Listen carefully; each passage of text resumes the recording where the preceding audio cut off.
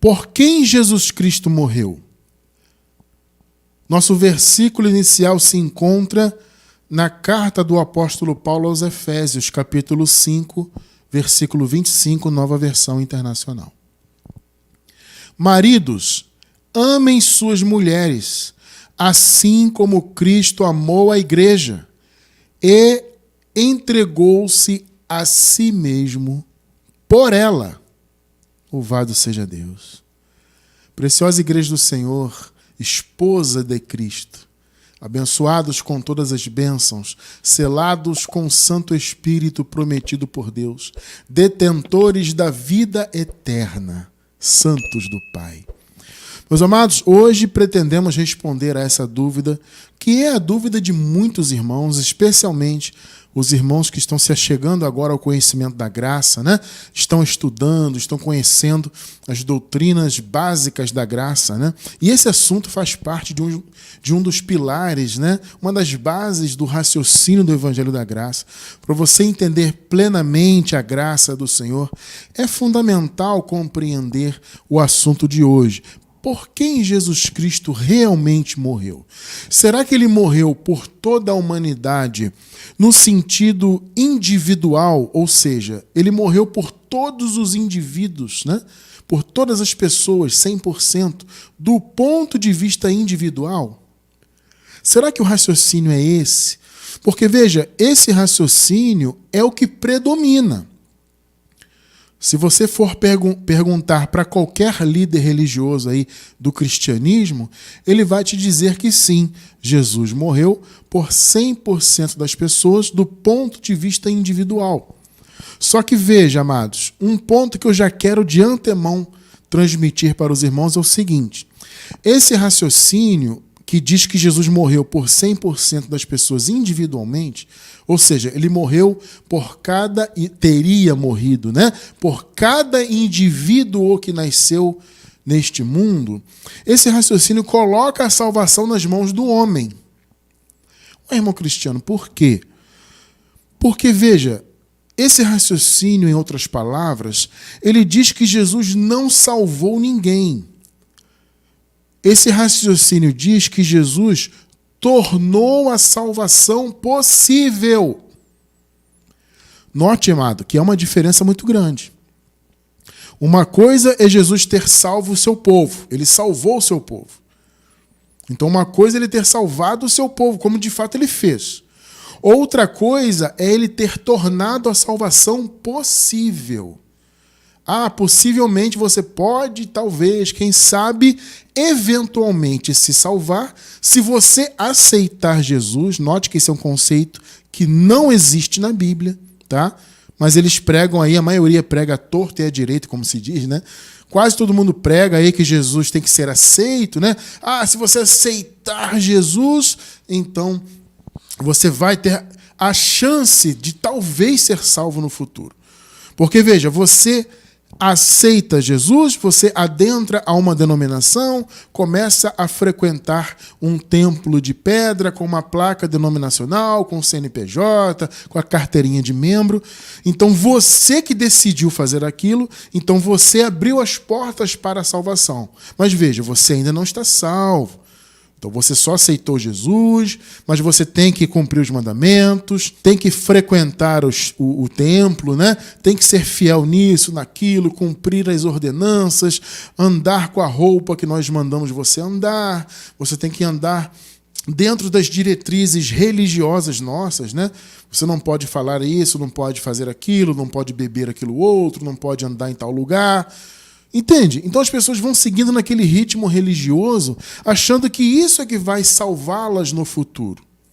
Então veja, essa história de que Jesus morreu por toda a humanidade, no sentido individual de cada pessoa que nasceu aqui, e que ele tornou então a salvação possível, isso é uma das maiores, quiçá a maior heresia já criada. Porque esse raciocínio, ele rouba a glória de Deus. Porque eu vou repetir, isso é colocar a salvação nas mãos do homem, ainda que em parte. Porque alguns têm isso, né? Jesus fez a parte dele, você vai fazer a sua. Isso é herético, isso é maldito. Isso não é a verdade do Evangelho. Mas é o que é pregado, gente, aí fora.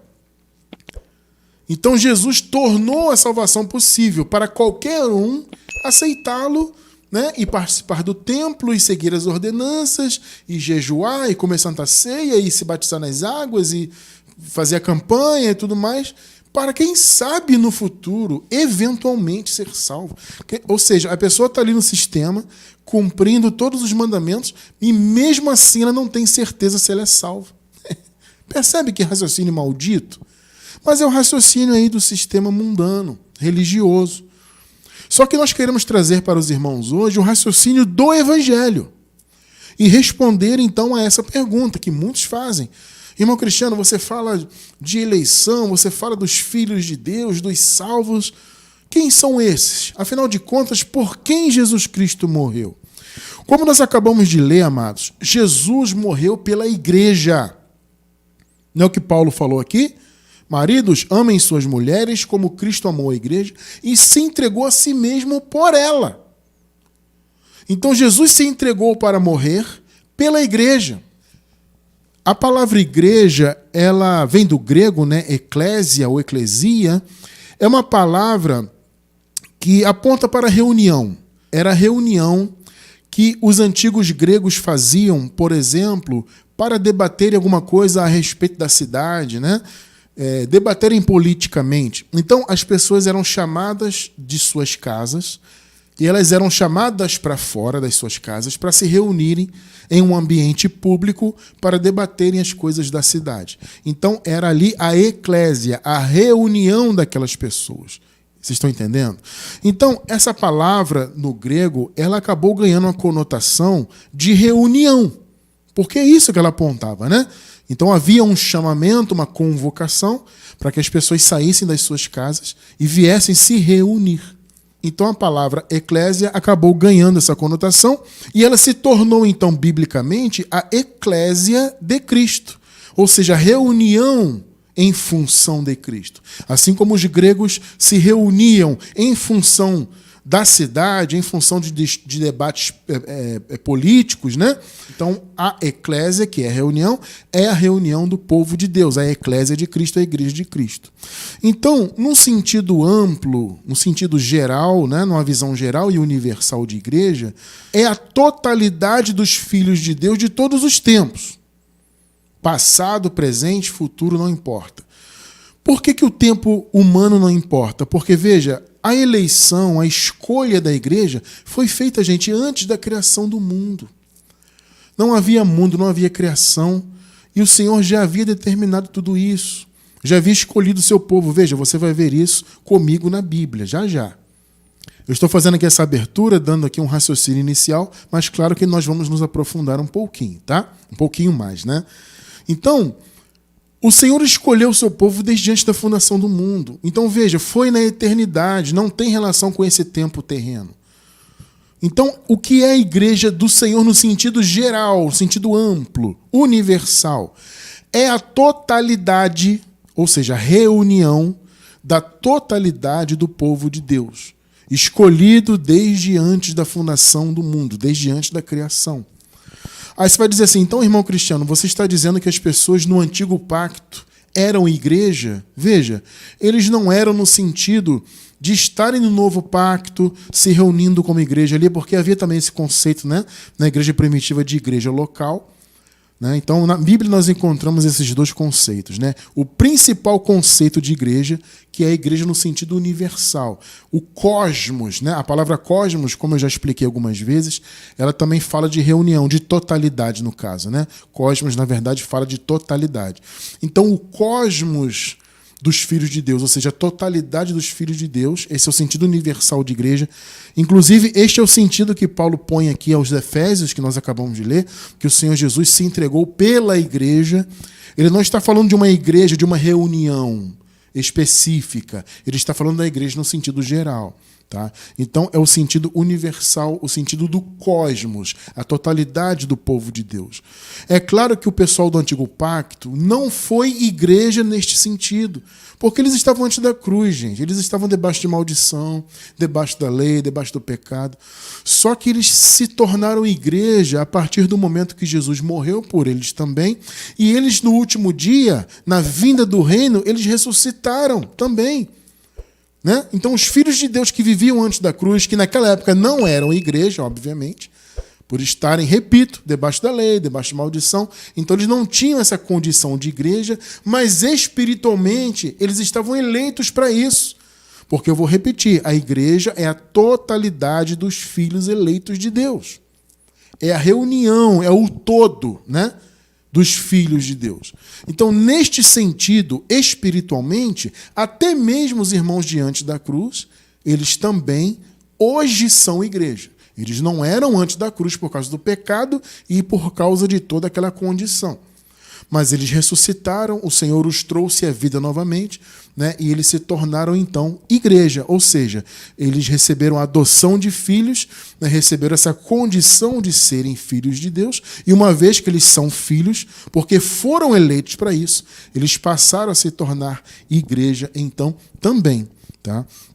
Então, a igreja é isso, entenda, é a totalidade. Então, tem esse sentido, como eu falei, que vem lá da antiga Grécia, né? As pessoas que eram chamadas para se reunirem, era a eclésia, e aí esse raciocínio se tornou na Bíblia a eclésia de Cristo, a igreja, a reunião, e tem um sentido amplo, ou seja, universal, na verdade, né? Um sentido universal do cosmos da igreja, e havia também ali na igreja primitiva o sentido local.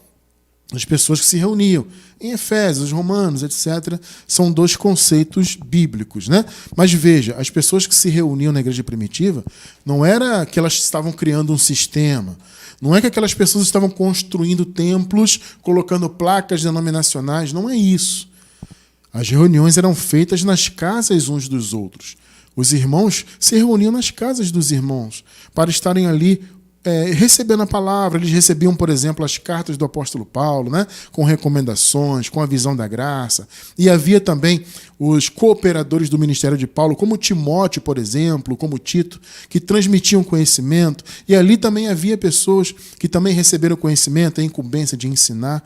Mas isso tudo era feito ali no ambiente íntimo da casa dos irmãos. Entende? Não eram sistemas religiosos como é hoje. É bom pontuar isso, tá? É bom pontuar isso. Então nós encontramos na Bíblia esses dois conceitos. A igreja de Cristo no sentido geral do cosmos, no sentido universal de igreja, e a igreja local que havia ali também. Veja, eu não vou tratar do assunto hoje da igreja local. Eu quero falar da igreja no sentido universal, do cosmos, de todos os filhos. Jesus morreu, portanto, por todos os seus filhos de todos os tempos. Até porque, repito, não havia esse conceito de tempo humano. Tá? Quando a eleição foi feita por Deus, foi na eternidade. Então o tempo humano não é levado em conta. Não existe passado, presente, futuro. Existem os eleitos, que foram escolhidos antes de haver tempo. Está claro isso? Muito bem. Jesus morreu por todos esses. Ele morreu pela igreja. Portanto, ele morreu pelo seu povo. Vamos ler um versículo que nós já lemos, aliás, se eu não me engano, nós lemos nos 2 últimos estudos, né? Mas eu vou ler de novo hoje, porque ele é um bom complemento para o raciocínio de hoje, né? Mateus 1:21, nova versão internacional. Olha só, vamos ler novamente esse versículo, né? Ela dará à luz um filho e você deverá dar-lhe o nome de Jesus, porque ele salvará o seu povo. Olha só. Ele salvará o seu povo dos seus pecados. Aí você pergunta, irmão Cristiano, o povo do Senhor não eram os judeus? Gente, olha só, tem muita gente que diz isso aí hoje em dia. Hein? Não, Jesus morreu só pelos judeus, porque os judeus é que estavam debaixo da lei, somente eles, logo somente eles estavam debaixo do pecado. Não! Em Romanos 3, no versículo 9, por exemplo, Paulo diz que tanto os judeus quanto os gentios estavam debaixo do pecado. Então não tem essa que só os judeus estavam debaixo do pecado. Não, toda a humanidade estava. A lei veio para atribuir o pecado a todo homem. ainda que ela tenha sido dada somente para os judeus, para eles a cumprirem, né? Cumprirem seus mandamentos, viverem debaixo ali dos seus desígnios, dos seus apontamentos. Os judeus viviam a sua vida toda baseada ali na lei, né? Mas no sentido de imputação do pecado, a lei imputou para toda a humanidade. Tá bom? Então veja, ele salvará o seu povo, aqui não está falando dos judeus apenas. O que você acabou de ler comigo aos Efésios? O Senhor Jesus se entregou pela igreja. Eu pergunto para vocês, a igreja são só os judeus? Obviamente que não. Nós sabemos que o Evangelho revela que a igreja é a junção de todos os povos, todas as etnias, tanto judeus quanto gentios. Até porque a carne não é levada em conta, entende? Então, quando diz aqui o seu povo, claro que num primeiro momento histórico está se referindo aos judeus. Então, historicamente ali, você pode pensar diretamente que está se referindo só aos judeus. Mas o Evangelho nos revela que não conhecemos a ninguém segundo a carne. Ou seja, nós não devemos levar em conta para ver as coisas de Deus, né? O plano de salvação de Deus, nós não devemos levar em conta a carne, a condição carnal, a etnia, a cor da pele, onde nasceu, não importa isso aí. Entende? O plano de Deus não tem a ver, não está envolvido com a carne. Então, o povo de Deus, no caso, não são os judeus apenas. São eles também. E veja, os judeus eleitos. Entende? O próprio Paulo falou, né? Nem todos que são de Israel são israelitas. Ou seja, em outras palavras, nem todos os israelitas na carne são israelitas no espírito. Entenderam o ponto de Paulo? Então, nem todos que são de Israel são israelitas. Em outras palavras, nem todos que nasceram da linhagem de Israel, nem todos que são judeus, hebreus, etc., são salvos. Então, nem todos que eram judeus seriam salvos. O Paulo tinha essa consciência, porque ele sabia que nem todos que haviam nascido daquela linhagem eram israelitas do ponto de vista espiritual. Porque o descendente de Abraão espiritualmente, veja bem, é aquele que é da fé, a fé de Cristo. Não era o que estava debaixo da lei. O Paulo ensina isso muito bem, né? Então, não tem a ver com a etnia. Ah, então é salvo quem nasceu da linhagem de Abraão, segundo a carne? Não, esqueça a carne. Então, quando diz o Senhor salvará o seu povo, está se referindo à igreja, à totalidade dos eleitos, dos escolhidos de qualquer que seja a etnia. Então, a princípio, historicamente, o povo de Deus, o povo de Jesus, né, no caso, eram os judeus segundo a carne. Mas eu repito, o Evangelho revelou um plano diferente de Deus. Ou seja, não eram apenas os judeus, mas sim toda a humanidade. Observe Paulo falando essa questão de conhecer segundo a carne. Observe ele falando isso aqui um pouco mais detalhadamente. 2 de Coríntios, capítulo 5, do 14 ao 17. Vamos observar isso aqui. Pois o amor de Cristo nos constrange, porque estamos convencidos de que um morreu por todos, logo todos morreram. Vamos lá. Irmão Cristiano, quem são os todos? Todas as etnias. Percebem? Todas as etnias. Não é 100% da humanidade no sentido individual. Aqui são todas as etnias. Por quê? Porque em todas as etnias havia, como há, filhos de Deus. Então não eram apenas os judeus. Mais uma vez eu vou dizer, o Evangelho revelou que os chamados gentios, né, ou seja, os que não eram da linhagem de Israel, dos judeus, hebreus, etc., também faziam parte do plano de salvação de Deus. Então, quando Paulo fala todos morreram, não é toda a humanidade individualmente. Veja, você vai ver isso daqui a pouco ainda mais detalhadamente. Nós estamos subindo os degraus aos poucos, tá bom? Então, pensa nisso agora. Todos morreram? Todos quem? Todos os filhos de Deus, de todas as etnias. Sempre que você ouvir essa questão dos todos, o Senhor quer que todos se salvem. O Senhor morreu por todos. Sim, todos os povos, todas as etnias, todos os filhos de Deus que estão em todas as etnias. Esses são a igreja, vocês entendem? Muito bem. 15. E ele morreu por todos, para que aqueles que vivem já não vivam mais para si mesmos, mas para aquele que por eles morreu e ressuscitou. Ou seja, o chamado do Filho de Deus é viver para o Senhor, né? 16. Olha só o 16, hein? De modo que, de agora em diante, a ninguém, olha aí, gente, está sublinhado na tela, inclusive, a ninguém mais consideramos do ponto de vista humano. Ainda que antes tenhamos considerado a Cristo dessa forma, ou seja, como ser humano, agora já não o consideramos assim. Perceberam um ponto importante aqui? Ou seja, a ninguém conhecemos do ponto de vista humano, a ninguém conhecemos segundo a carne, né? Em outras versões mais antigas e mais tradicionais. A ninguém conhecemos segundo a carne, nem mesmo Cristo. Ou seja, se você conheceu Cristo como judeu, e muitos ali na igreja primitiva tiveram essa oportunidade, nem que seja de ver Jesus, né? Muitos andaram, ouviram Jesus pregar, etc. Paulo fala, ainda que você tenha visto, conhecido ele como ser humano, já não o conhecemos assim. Qual é o sentido disso aqui? Mais uma vez, é o sentido étnico. A ninguém conhecemos segundo a carne, ou seja, do ponto de vista humano, é não conhecer a ninguém etnicamente. Porque, gente, veja, qual era o chamado de Paulo? Paulo foi chamado a pregar para os não-israelitas, para os não-hebreus, os não-judeus, chamados gentios. Isso é uma revelação clara de que o plano de Deus não era apenas para os judeus. Vocês estão entendendo a questão? O Paulo foi separado para os demais povos. Então ele fala, gente, vocês não podem considerar as pessoas do ponto de vista humano, ou seja, você não pode olhar para uma pessoa e ela não ser judia, por exemplo, e você acusá-la de não ser de Deus. Ah, aquela pessoa ali não é israelita, ela não é de Deus. Não, você não pode considerar as pessoas do ponto de vista humano. Esse é o sentido étnico, porque tanto os judeus quanto os gentios são filhos de Deus. Não todos individualmente, mas todas as etnias. 17. Portanto, se alguém está em Cristo, é nova criação. Percebe? A antiga criação é que tinha essa diferença. Havia essa inimizade por causa da lei. Ou seja, inimizade no sentido de separação, né? Havia essa separação dos povos, porque a lei separava de fato. Né? Então havia essa questão dos judeus, dos israelitas, dos gentios.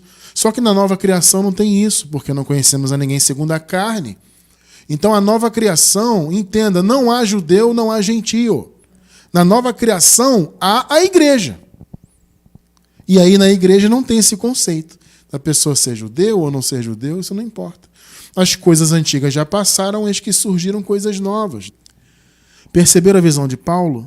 Então, quando Paulo fala todos morreram, ou seja, um morreu por todos, o que a religião interpreta? Todos individualmente. 100% da humanidade. Ou seja, qualquer um pode aceitar Jesus, entre aspas. Aliás, claro, vou deixar na descrição do vídeo, quem está assistindo pela gravação, um estudo específico sobre essa questão de aceitar Jesus. Nesse estudo você vai enxergar o quão é maldita essa visão, quão herética e blasfêmica ela é. Essa ideia de aceitar Jesus não faz sentido, não existe isso, tá? Mas as pessoas, o sistema prega isso à vontade aí. Mas nesse estudo você vai ver que biblicamente isso não existe. Tá? Então, eles dizem isso. O Senhor morreu por todos, ou seja, 100% da humanidade no sentido individual. Logo, qualquer pessoa pode aceitar Jesus, participar de uma denominação, ser religioso para tentar ser salvo. Então, Jesus, como eu disse no início, ele não teria salvado as pessoas. Ele teria tornado a salvação possível. O que é também uma heresia grotesca. Grotesca, terrível. Repito, para Deus não existe esse conceito carnal de etnias. O Senhor morreu por todas as etnias. Esse é o sentido. Ou seja, pela igreja. Por todas as ovelhas, chamadas ovelhas, né? Ovelha é uma metáfora, né?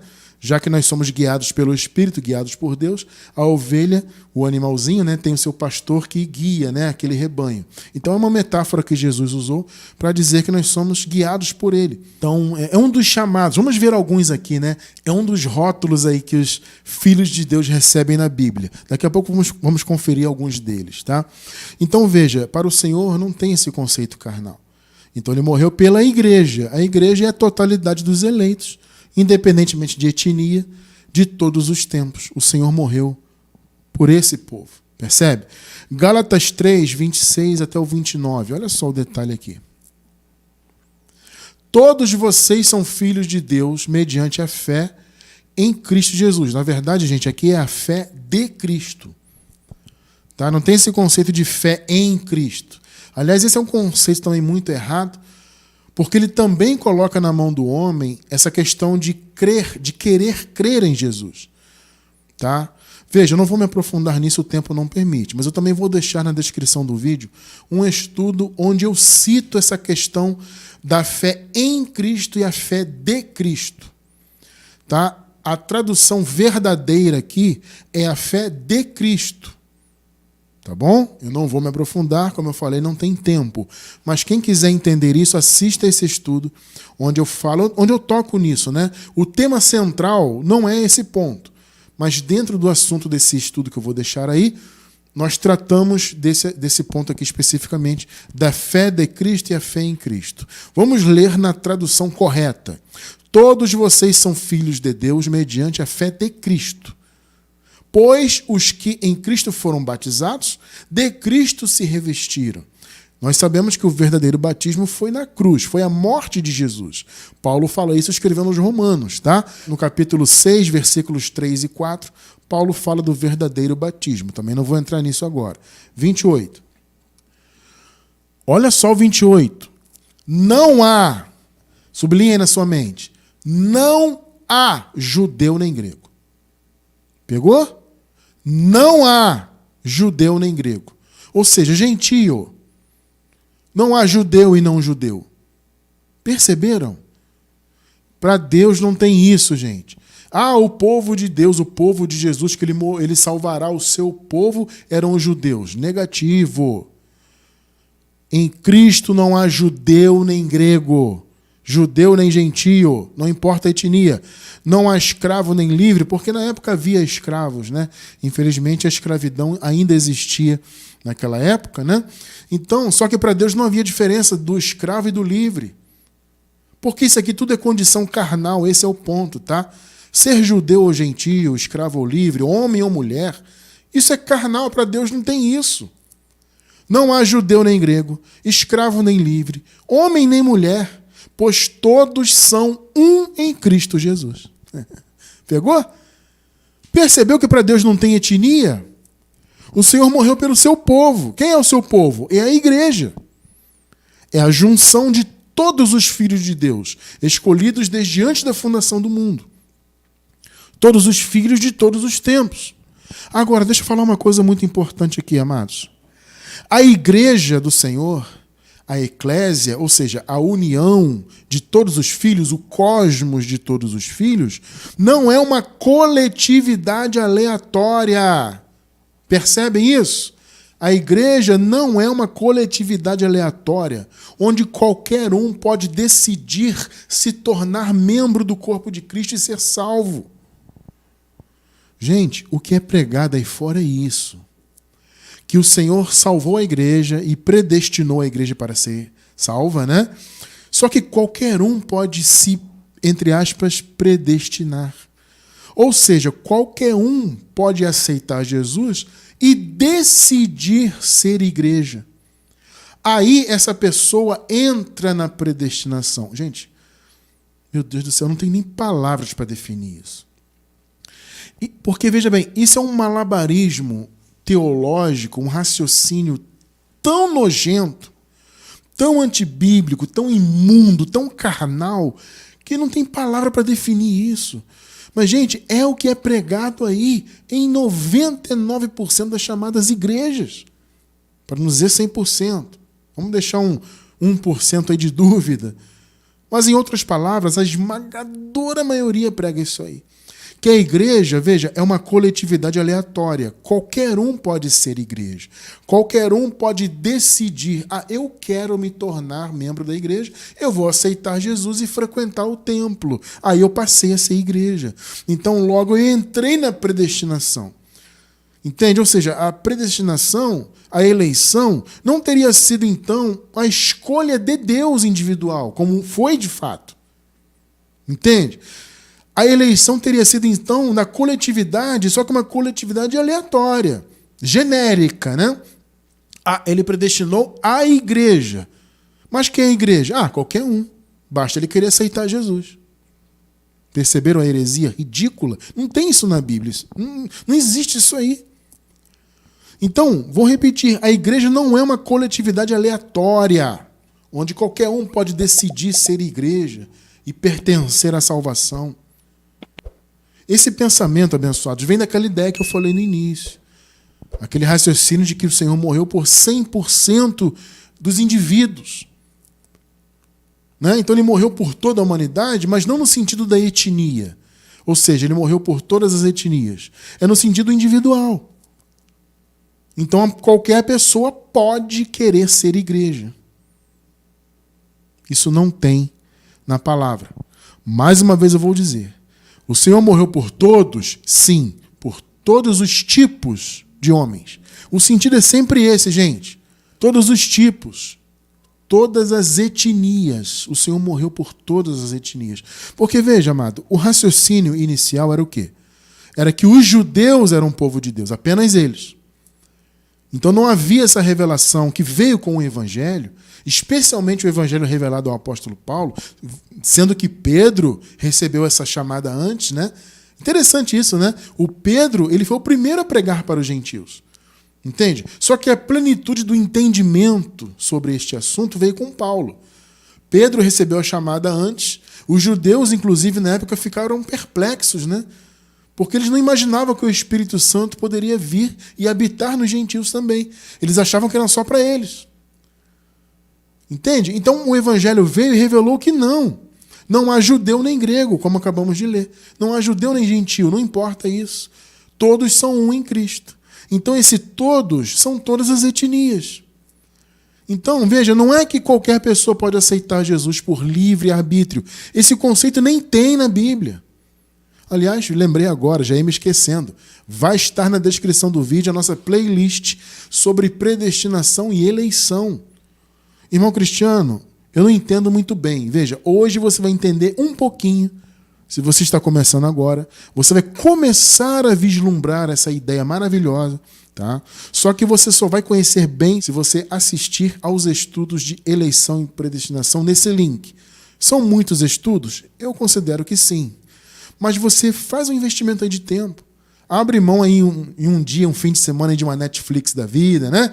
Você não que seja errado. Você gosta de assistir Netflix, gosta de ver Amazon Prime, não tem problema. Mas abre mão um fim de semana, assista esses estudos com a Bíblia aberta, o caderno do lado, anota as coisas, você vai entender perfeitamente essa questão. Mas repito, hoje você vai ter uma boa ideia desse assunto, tá? Então, o Senhor morreu pela igreja. Ele morreu pelo seu povo, que não são apenas os judeus, não eram e não são apenas os judeus, e sim a sua igreja, todas as etnias, todos os eleitos de todas as etnias. Observe Paulo falando isso aqui. Olha só que interessante. Primeira carta de Paulo a Timóteo, capítulo 2, versos 3 até o 7. Isso é bom e agradável perante Deus. No caso, Paulo está se referindo aqui às orações. Aqui no contexto, Paulo fala que eles deveriam orar por todos os homens, inclusive pelos homens que estavam em eminência, né? Ou seja, as autoridades. Então Paulo fala, isso é bom e agradável perante Deus, nosso Salvador, que deseja que todos os homens sejam salvos. Olha só. Agora observe um detalhe. O sistema religioso isola esse versículo aqui e diz, tá vendo? Predestinação não existe. Eleição é uma heresia, porque Deus quer que todos os homens sejam salvos. Aí eles incluem um raciocínio de quê? Todos os homens no sentido individual, onde qualquer um pode aceitar Jesus, entre aspas, se tornar membro da igreja, que na visão deles é a denominação. Nós sabemos que denominação religiosa não é igreja, e igreja são as pessoas. Mas eles dizem que é o prédio deles, que é o sistema deles. Então a pessoa adentra esse sistema, logo ela pode ser salva. Então eles incluem essa visão genérica da salvação nesse sentido aqui de todos os homens. Só que eles isolam os versículos. Você não pode isolar o versículo do contexto, gente. Veja, num estudo, você até pode ler um versículo isolado. Nós fazemos muito isso aqui. Inclusive, vem muita gente atacar, né? Esse estudo aí da graça são versículos isolados. Eu concordo que nós lemos muitas vezes versículos isolados, mas veja, ler o versículo isoladamente não significa necessariamente que ele foi isolado do contexto dele. Perceberam? Então, o fato de nós aqui, por exemplo, vez ou outra, ler um versículo que está isolado, não significa que nós o isolamos do raciocínio. Porque o problema não é você ler um versículo isoladamente de outro versículo. O problema é você retirar do raciocínio.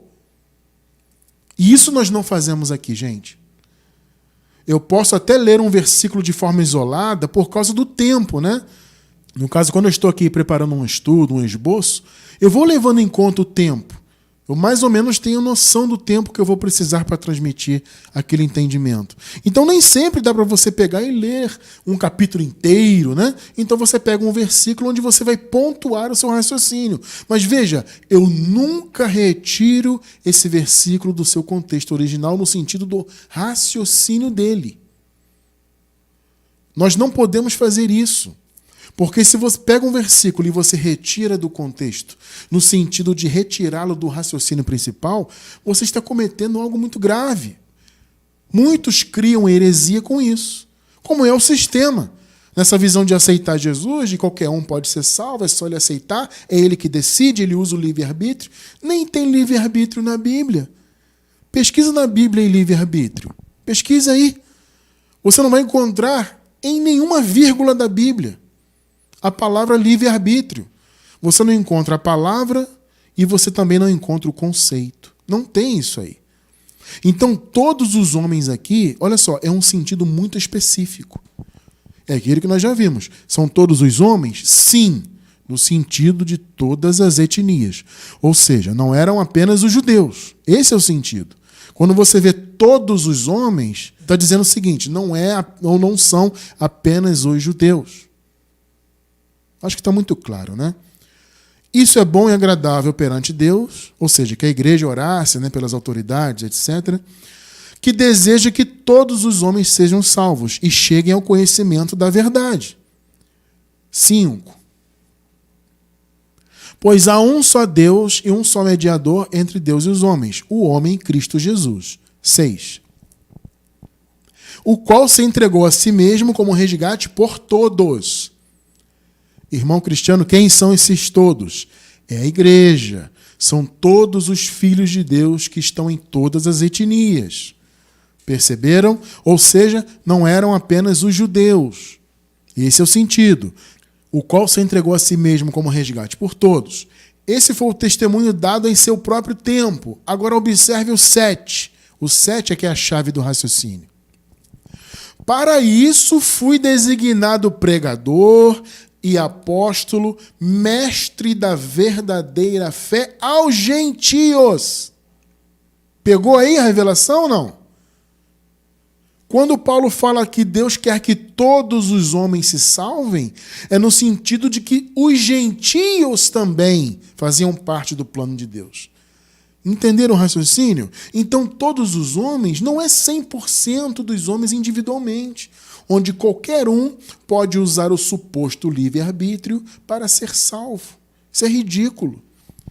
O Paulo fala, gente, o Senhor quer que todos sejam salvos, todos os homens. Mas qual é o sentido disso? Todos os homens são todos os gentios, todas as etnias, não só os judeus. Ficou claro para você? Está muito claro. Entendeu o perigo de você isolar versículos do raciocínio? Eu vou repetir. Você pode isolá-lo no sentido de você ganhar tempo, né? Como é o nosso caso aqui. Então você pode isolar um versículo e lê-lo desde que você não o retire do raciocínio principal. O sistema faz isso com 1 Timóteo 2,4, né? Onde diz que Deus quer que todos os homens sejam salvos. Ora, todos os homens são todas as etnias. Aí Paulo vem no 7 e fala: por isso o Senhor me levou aos gentios, para ser apóstolo dos gentios. Por quê? Porque ele quer que os gentios também alcancem o conhecimento da palavra. Perceberam um ponto aqui? Então, gente, todos os homens são todas as etnias. Quando diz lá, o Senhor morreu por todos, logo todos morreram. São todas as etnias. Ou seja, todos os filhos de Deus que estão em todas as etnias, que unidos espiritualmente formam a igreja. Então, gente, nós temos que ter isso em mente. O Senhor é soberano e Ele escolheu o seu povo. Não é você ou não foi você que escolheu ser de Deus. Foi Deus que escolheu você. Aí alguém pode perguntar então, irmão Cristiano, ok, eu entendi isso aí. Mas se não é qualquer pessoa que pode decidir ser filha de Deus, pertencer ao corpo de Cristo, né? E ser igreja, quem forma a coletividade da igreja? Essa é uma pergunta que muitos fazem, né? Amados, a igreja são aqueles que Ele, Deus, desde antes da fundação do mundo, em sua soberania e vontade, escolheu. Mas, irmão Cristiano, isso não é injustiça.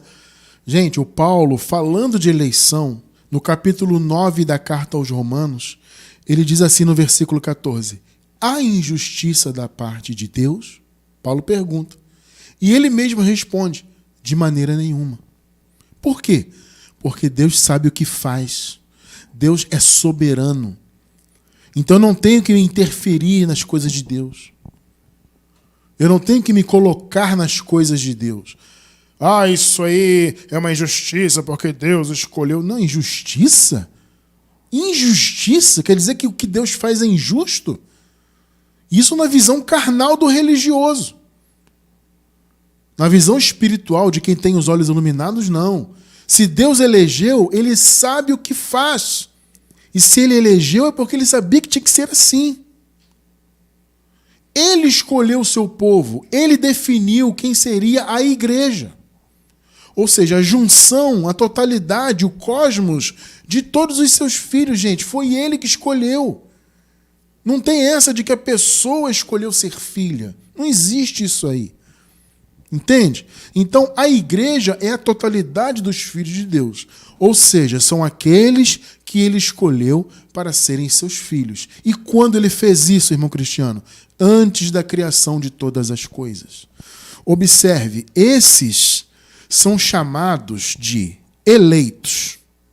Tito 1:1. Vamos ler.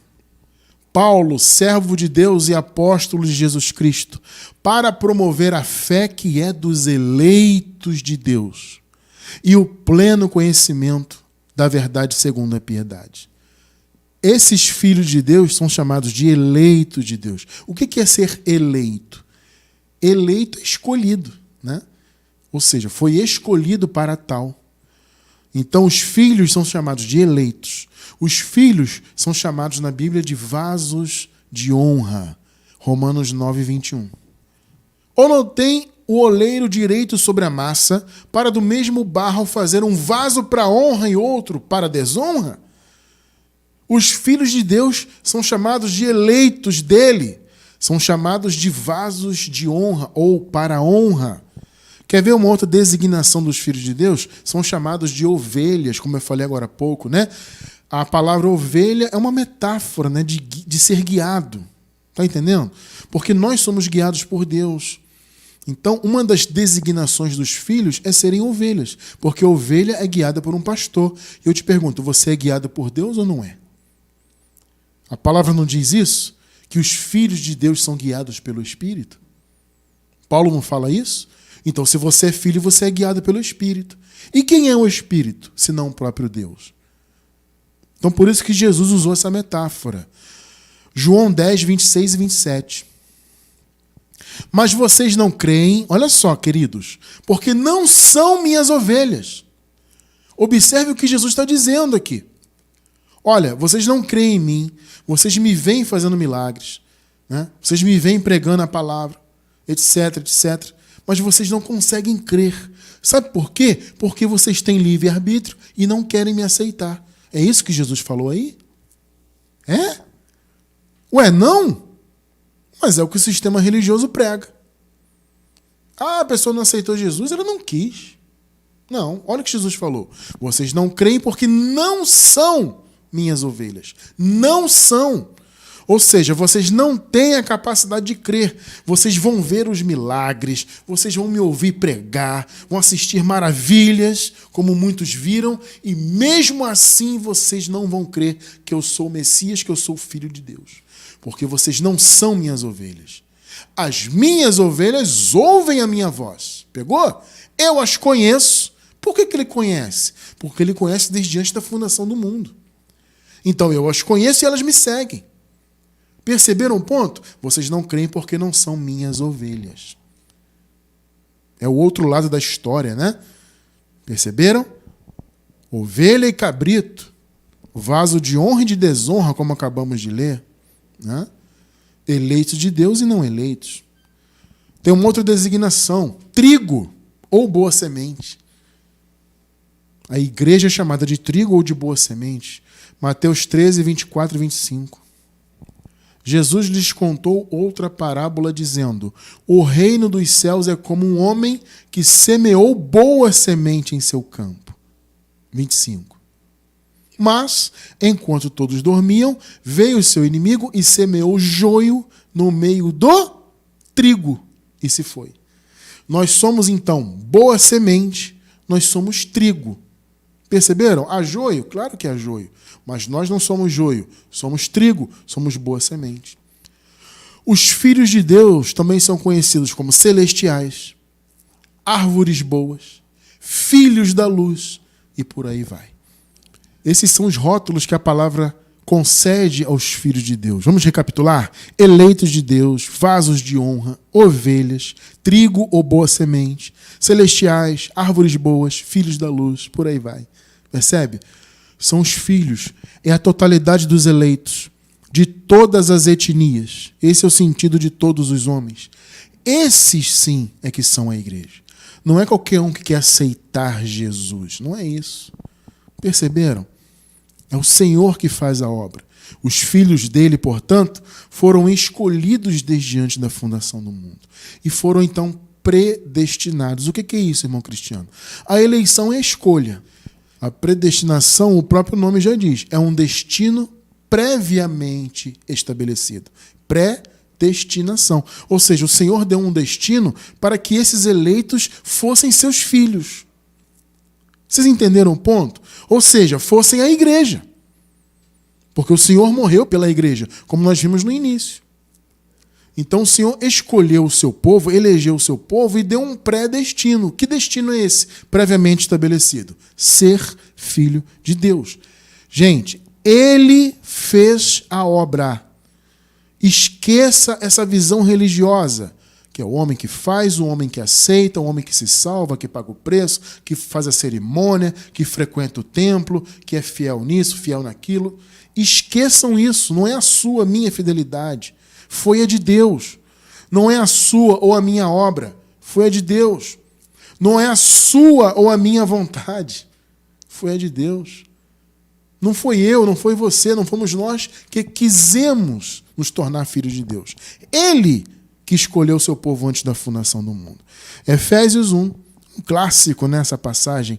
Efésios 1, do 4 ao 6. Porque Deus nos escolheu nele antes da criação do mundo. E veja, esqueça essa história de que isso aqui é para os judeus. Mais uma vez eu vou dizer isso. Alguns, para negarem a predestinação espiritual, que isso sim é o fato, né? Eles dizem que, não, tudo bem, a predestinação está na Bíblia, mas tinha a ver com os judeus ali, segundo a carne. Esqueçam a carne. Vocês leram comigo hoje. A ninguém conhecemos segundo a carne. Ou na versão que lemos hoje, né? A ninguém consideramos do ponto de vista humano. Esqueça isso. Porque Deus nos escolheu nele antes da criação do mundo. Então não havia tempo, não havia mundo, não havia criação, não havia absolutamente nada aqui. Perceberam? Foi feito na eternidade para sermos santos e irrepreensíveis em sua presença. Versículos 5 e 6. E em amor nos predestinou. É aquilo que eu falei. A eleição foi a escolha e a predestinação é o pré-destino. É o destino previamente estabelecido. Ou seja, o destino de ser filho de Deus. Então os eleitos foram escolhidos para serem filhos. É o que Paulo está falando aqui. E em amor nos predestinou para sermos adotados como filhos por meio de Jesus Cristo, conforme o bom propósito da sua vontade, para o louvor da sua gloriosa graça, a qual nos deu gratuitamente no amado. Que coisa linda, né? A graça nos foi dada gratuitamente no amado.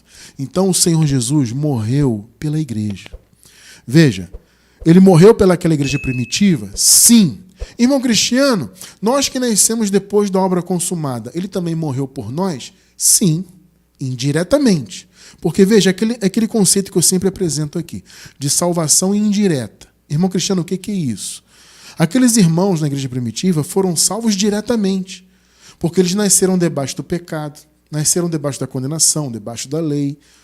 Eles, de fato, precisavam dessa salvação e da libertação que foi feita diretamente.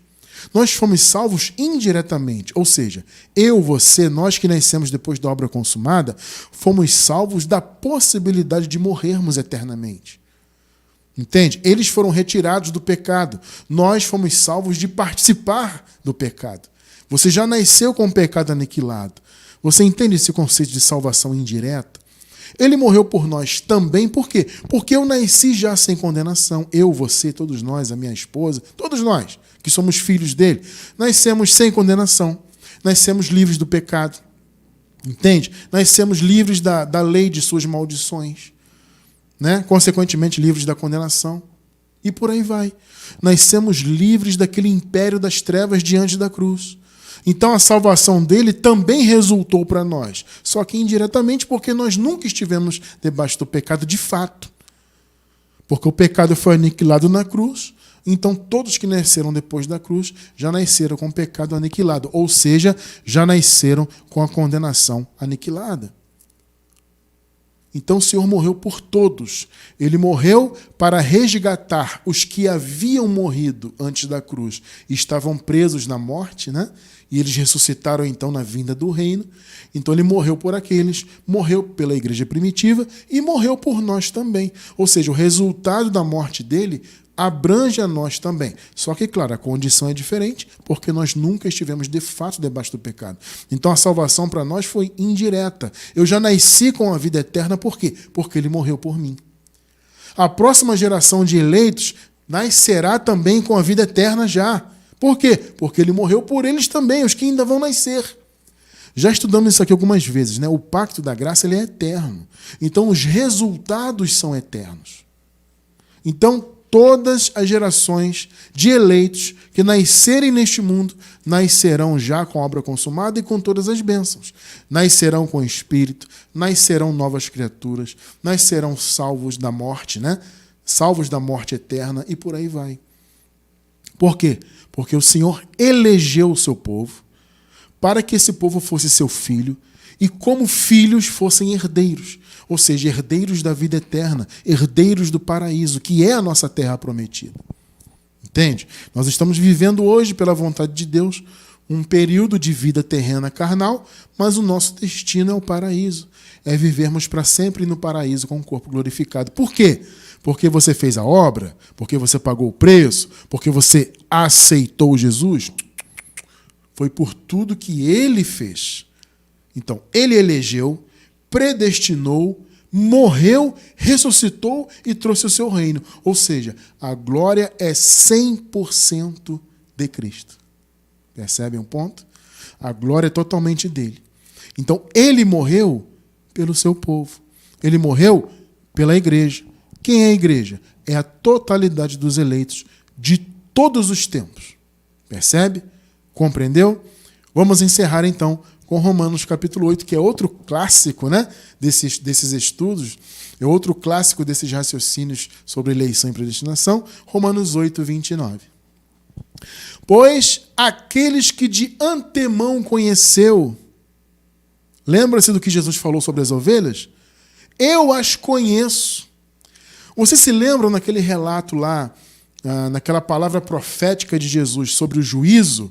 O que ele falou? Sobre aqueles que não eram eleitos, né? Muitos, inclusive, iam dizer para ele: mas Jesus, nós fizemos a sua obra. O que Jesus disse que diria? Nunca vos conheci. Pegou? Por quê?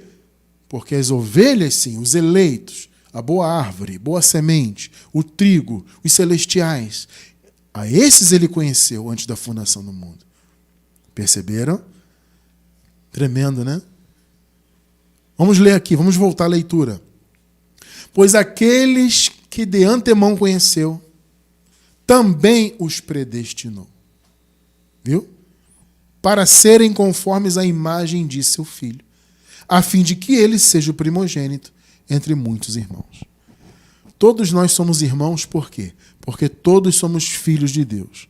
Somos filhos de Deus porque quisemos ser? Não, porque ele quis.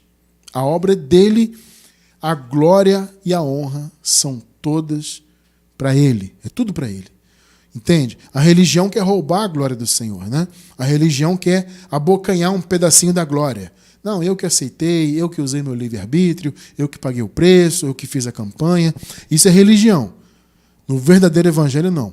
A glória é toda do Criador, porque ele fez tudo.